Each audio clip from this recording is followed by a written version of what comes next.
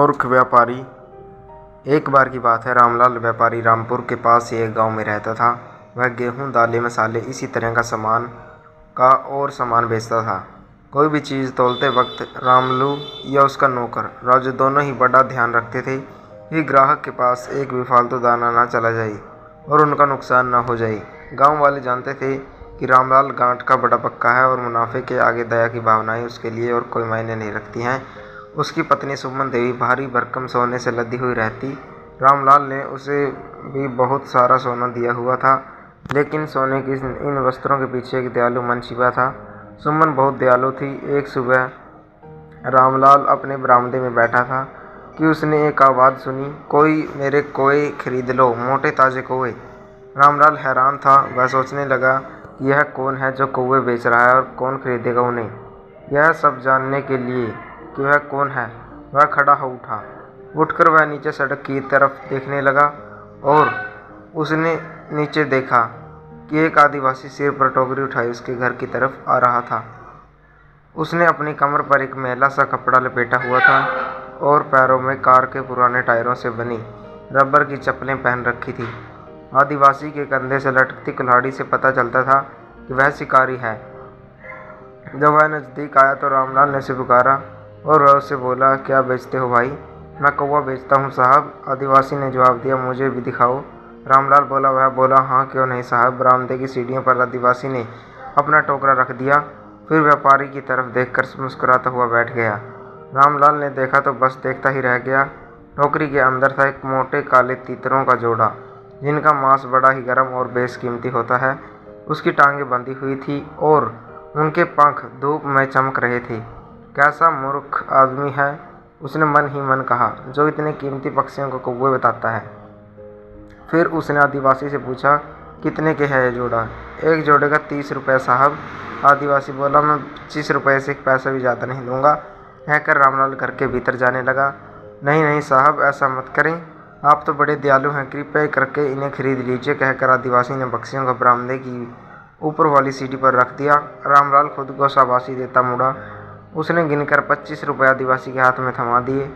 आदिवासी थोड़ा मुस्कुराया और खुश होते हुए पैसे रख लिए। तुम्हारा नाम क्या है? रामलाल ने पूछा। जी मेरा नाम रंगा है, आदिवासी बोला। यह सुनकर रामलाल बोला, ठीक है रंगा, अब तुम चलो और अगली बार जब तुम्हें और कौवे मिले तो मुझे ज़रूर बताना।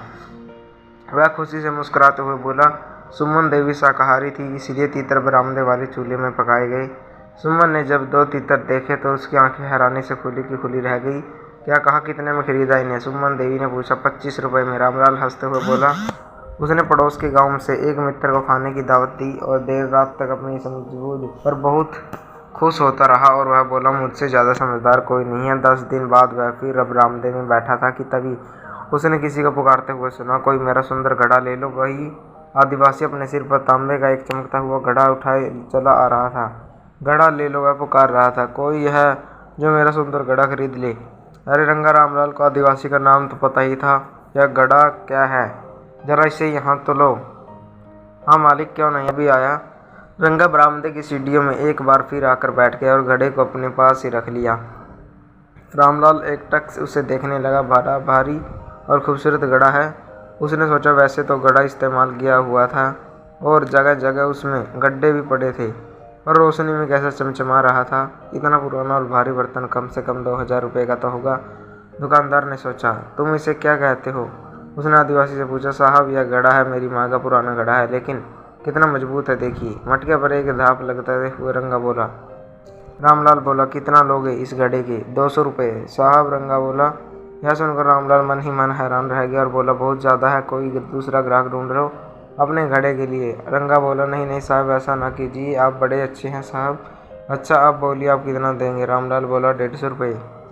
रंगा के चेहरे से मुस्कान गायब हो गई।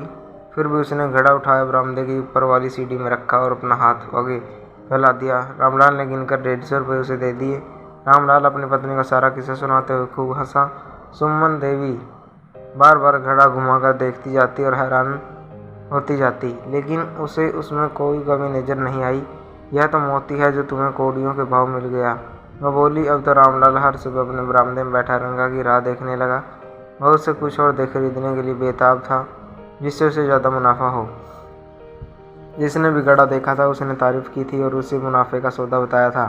दुकानदार को घड़ा खरीदे अभी 8 दिन ही हुए थे कि वह अपने बरामदे में था कि उसने रंगा को आते देखा। चमकदार पत्थर ले लो। रंगा चिल्लाते हुए जा रहा था, अरे कोई मेरे अनमोल पत्थर खरीदेगा। रामलाल ने उसे आवाज़ दी तो वह सीढ़ियों वाली अपनी पुरानी जगह आकर बैठ गया। रामलाल बोला, तो बताओ इस बार क्या बेच रहे हो। रंगा बोला, देखिए साहब, आपने ऐसे अनमोल पत्थर पहली बार देखे होंगे। यह बोलते ही हुए रंगा ने अपने बरामदे के कोने से एक चमड़े की पोटली निकाली। उसने पोटली उल्टी कर दी और हथेली पर एक एक करके चमचमाते हीरों का ढेर लग गया। रामलाल हक्का बक्का रह गया। हीरों की चमक हैरान कर देने वाली थी। 25 हीरे कुछ मटर के दानों जितने छोटे, कुछ कंचों जितने बड़े। लालची दुकानदार का मुंह सूख रहा था। किसी तरह वह बोला, कितने पैसे लोगे इनके। रंगा बोला, 10 लाख रुपए। साहब, क्या 10 लाख? यह तो बहुत। रामलाल ने कहना शुरू किया ही था कि रंगा ने उसे बीच में ही चुप करा दिया। मैं 1 रुपया भी कम नहीं करूँगा। यह मेरे अकेले के नहीं, सारे कबीले के हैं और मुझे लौटकर सबको उनका हिस्सा देना है। तभी रामलाल ने सोचा, अगर वह 2000 रुपये का घड़ा सिर्फ 200 रुपये में बेच सकता है तो जो हीरे यह 10 लाख में बेच रहा है उनकी असली कीमत क्या होगी। व्यापारी का दिमाग यह सोच कर चकरा गया। उसने फैसला कर लिया, अच्छा ठीक है, मैं तुम्हारे हीरे खरीद लूँगा, पर मुझे समय तो दो। साहब, आप कितने अच्छे हैं, कल शाम तक मैं नहीं लौट आऊँगा। आदिवासी बोला और चला गया। उस दिन रामलाल ने अपना सारा सामान, जमा पूंजी, पत्नी के गहने बेच डाले और रंगा के आने से कुछ समय पहले ही उसने 10 लाख रुपए जुटा लिए। रंगा के हीरे चमक रहे थे, दीपक की रोशनी में भी वे चमचमा रहे थे। रामलाल ने हीरे गिने, उन्हें बजाकर देखा और फिर पैसे दिए। आदिवासी ने पैसों को कपड़े में बांधा और अपनी कुल्हाड़ी के साथ उसे भी अपने कंधे पर लटका दिया। फिर उसने दुकानदार को धन्यवाद दिया और घने जंगल में गायब हो गया। अगले दिन रामलाल हीरे बेचने शहर गया। जौहरी ने हीरे जांचे और अपना सिर हिलाते हुए कहा, चमकते तो बहुत हैं, पर ये हीरे नहीं है, कांच है, सिर्फ कांच। यह सुनकर रामलाल के तो होश उड़ गई। सस्ते सौदे और मुनाफे की सब योजनाएं धरी की धरी रह गई। उसने तो सोचा था कि वह आदिवासी को बेवकूफ़ बना रहा है, और असल में तो रंगा ने उसे बेवकूफ़ बना दिया था। वह बहुत पछताया और घर चला गया।